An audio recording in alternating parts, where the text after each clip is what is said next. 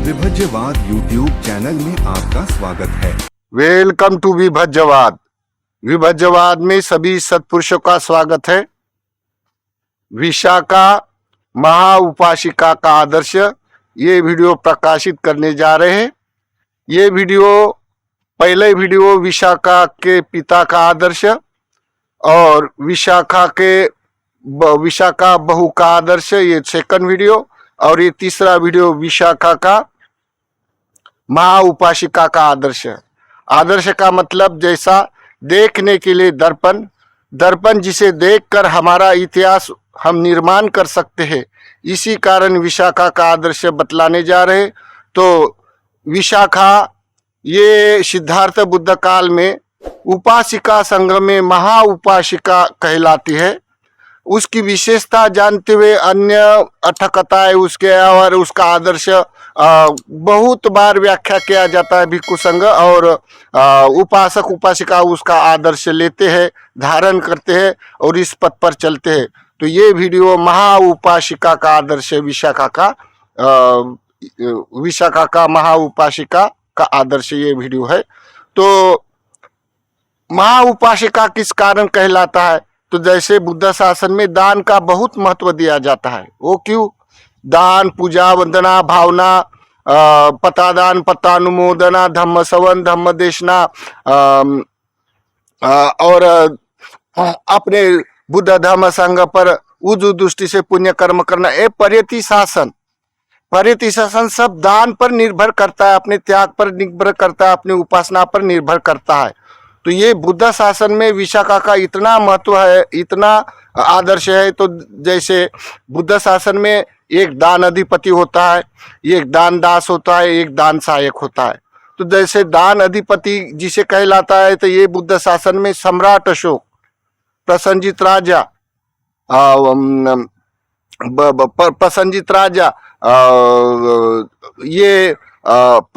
राजा और वट्टगामी राजा, ये बड़े बड़े दान अधिपति है, क्योंकि उसने संघ नियोजन के लिए संगायन करके संघ की शिक्षा किया। तो ये अधिपति कहलाते हैं दान के लिए।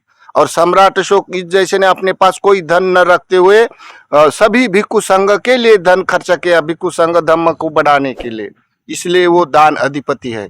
और दान दास, जैसे अनाथ पिंडक ने पहले ही वर्षवास में 14 हेक्टर जमीन पर सोना बिछाकर खरीद लिया बुद्ध को वर्षवास करने के लिए। तो और वो रोज नित्य दान में अपना जीवन व्यतीत किया, पूरा कमाया हुआ धन सब दान में लगा दिया। ऐसा करते करते उसके पास कोई खाने पीने के भी वस्तु मात्रा बचा के नहीं रहा। इतना गोल्डन दान करने वाला वो दान दे बगैर नहीं रहा, मरते दम तक उसने दान दिया। तो वो दान दे बगैर चैन नहीं मानता था, तो वो दान दास कहलाता है। और दान सहायक जैसे महाउपासिका, जैसे जिस वक्त में जिस भिक्षु संघ को आपत्ति विपत्ति में काम में आने वाले वस्तु को दान देने के लिए इच्छा करना, तो ये दान सहायक कहलाता है। तो ये दान सहायक में विशाखिका नंबर आता है महाउपासिका का। तो अन्न दे होती बल दो, वस्त्र दे होती वन्न दो, दीप दे होती ज्ञान दो। जैसे कोई अन्न वस्त्र का दान करता है तो आयु वर्ण प्राप्त हो जाता है, बल प्राप्त हो जाता है। इसी कारण विशाखा का आदर्श बल पूर्वक ये बुद्ध शासन में दिखाई देता है। और विशाखा अपने जीवन में अपने वर्ण, जैसा इसका वर्ण के बारे में, जिसके पास संपत्तियां उसको पूर्व जन्म के कर्म के कारण, ये जन्म के कर्म के कारण 5 संपत्तियां प्राप्त थी। जैसे 5 गुण, जैसे उनके दांत पंक्तिबद्ध थे, उसका वर्ण गोरा भी नहीं बहुत और काला भी नहीं, मध्यम वर्ण का है। उसके केस एकदम लंबे घने हैं और उसका वाला कद एकदम बड़ा भी नहीं और छोटा भी नहीं, मध्यम कट है। और ये हंसमुख रहने वाली होती है। इसी कारण ये 5 गुण संपदा से वो महाउपासिका सुविख्यात है। तो ये घटना के तौर पर महाउपासिका जैसे उन्होंने पुब्बाराम विहार बांधकर बुद्ध और प्रमुख भिक्षु संघ को दान दे दिया।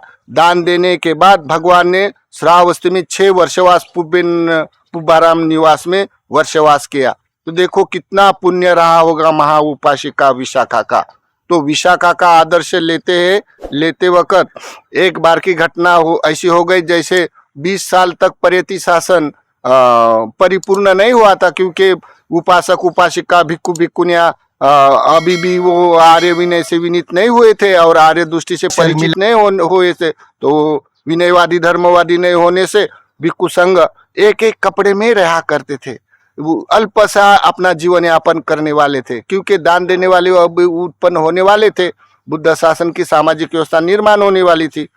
तो एक बार विशाखा बहुत बरसात आ गई। बरसात आने से भिक्षु लोग चारिका को जाए तो बहुत गीले हो गए। गीले हो जाने से बहुत भिक्षु गीले हो गए, कपड़े दूसरे एक्स्ट्रा बदलने के लिए नहीं होते थे, तो उन्होंने कपड़े सुखाने के डाले और ऐसे बरसात में अपना वाला ध्यान लगाकर ध्यान करने लगे। तब विशाखा अपना कोई काम के लिए जेतवन में जाके देखती है तो सब भिक्षु ध्यान करने के लिए बैठे हैं और सबके पास कपड़ा नहीं है। तो वो शर्मा के वापिस आ गई। बोलते हैं सभी भिक्षु के पास कपड़ा क्यों नहीं होता है? तो बोलते हैं विशाखे, इसके पास कपड़ा एक नहीं, 3 चिवर के ऊपर उसके पास चिवर नहीं होता है, इसी कारण उसको ऐसे ही कपड़े में रहता है। उसके मन में बड़ा बड़ा असंतोष प्रकाशित किया उसने। और भिक्षुनी के लिए भी एक्स्ट्रा कपड़ा आवश्यकता अनुसार लगता था, तो भिक्षुनियां भी ऐसे एक अकेले अकेले कपड़े में रहते थे, तो बहुत सारा ऐसा व्यवस्था में कमियां थी। ऐसा जानकर विशाखा उसके बाद विहार में गई और विहार में जाने के बाद भगवान को भगवान की चरण कमल की वंदना किया और वंदना करने के बाद बोलते भगवान मुझे वरदान दो। तब भगवान बोलते विशाखे, तथागत वरदान के परे है, तथागत सिल्वर परमार्श में आने वाले वरदान नहीं दे सकते हैं। तो भगवान ये मेरे हित के लिए है और मेरे धर्म के लिए चिरस्थायी बढ़ाने के हित के लिए है। तो बोलते विशाखा बताओ क्या क्या है? तो बोलते भगवान जो भी श्रावस्ती में कोई भिक्षु आता है ना, आगंतुक होता है, तो आगंतुक भिक्षु आने से उसको कोई किसी के घर में भोजन के लिए गलियां मालूम नहीं है, कहाँ जाना मालूम नहीं, तो भूखा रहता है। तो मैं आने वाले आगंतुक भिक्षु को भोजन का प्रबंध करूंगा पहले। फिर कोई भिक्षु श्रावस्ती से सवेरे उठकर चले जाता है, तो वो लंबे दूर दराज में जाते हुए उसके पास भोजन नहीं होता है, पाठ्याय नहीं होता है, तो जाने वाले भिक्षु, यहाँ से श्रावस्ती से जाने वाले भिक्षु को मैं भोजन दान दूंगी, पाठ्याय बांध कर दूंगी। और तीसरा, जैसे कोई भिक्षु बीमार गिरने से मैं पाठ्याय और दवा का दान करूंगी। चौथा, भिक्षु के लिए एक्स्ट्रा कपड़ा वर्षसाठी का मैं दान करूंगी। भिक्षु को निवास के लिए सेनासन दान करूंगी। भिक्षु को बैठने के लिए निशिदंत मैं दान करूंगी और भिक्षुनी के लिए एक्स्ट्रा कपड़ा दान करूंगी। और ऐसा बोलते वक्त भगवान बोले विशाखे, इतना दान देने से आपको क्या लाभ है? तब विशाखा बोलती है भगवान, जब कोई भिक्षु कहीं भी ऐसा मुझे पता लगे क्या कोई भी भिक्षु अमुक गांव में वो भिक्षु का महापरिनिर्वाण हुआ है, अंतिम संस्कार को प्राप्त हुआ है, ऐसा मुझे पता लगे, तो मैं ये पूछूंगी क्या ये भंते कभी श्रावस्ती में आया था?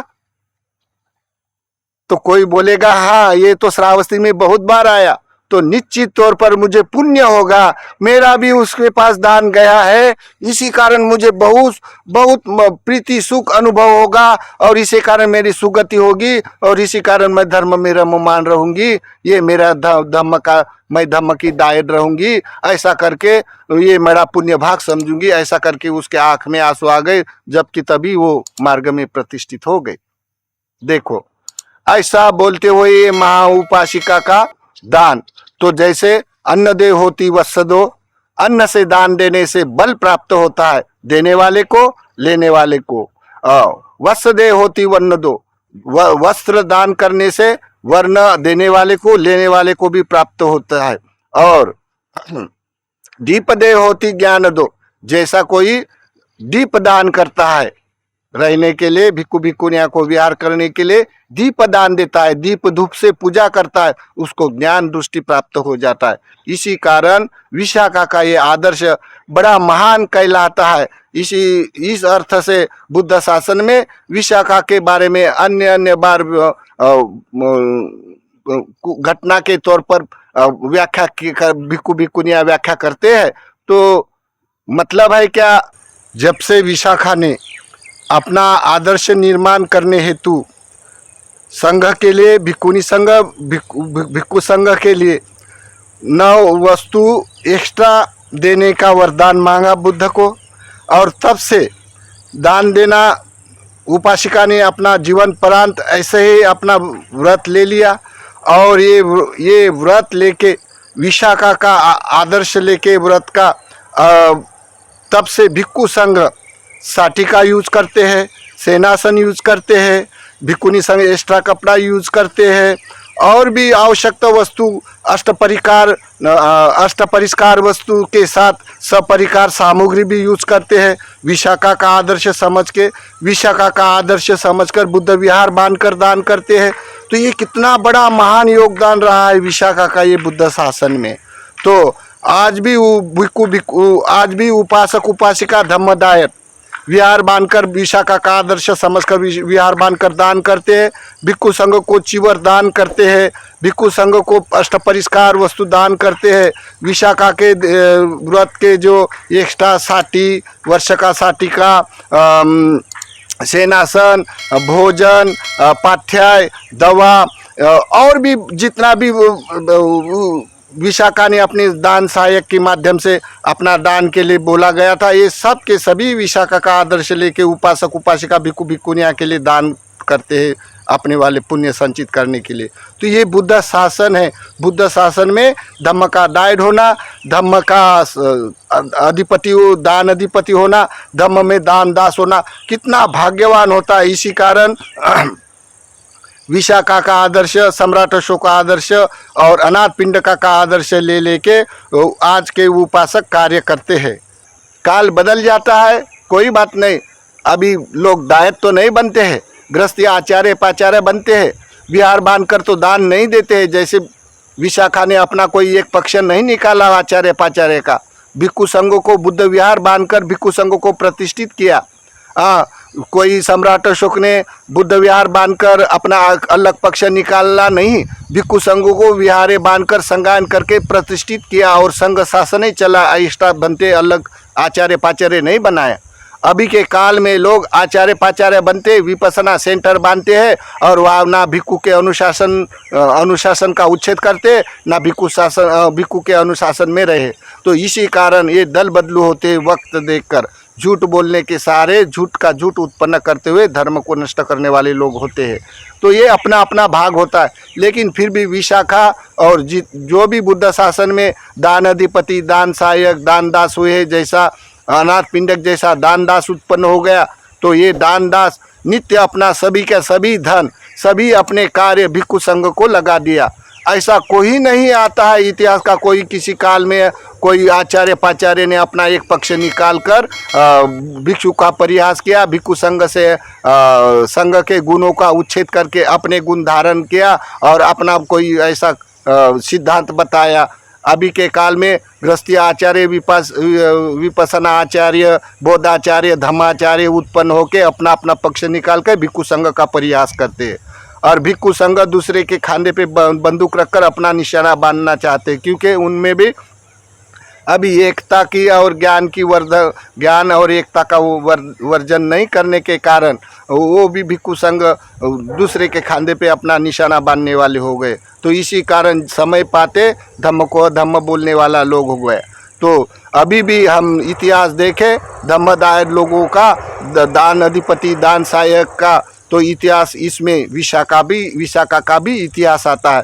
तो विशाखा का इतिहास, जैसे कोई भी भगिनी की जब शादी होती है, कन्या की, कुमारी की शादी हो जाती है, तो उसने विशाखा के पिता का आदर्श अपनाना चाहिए।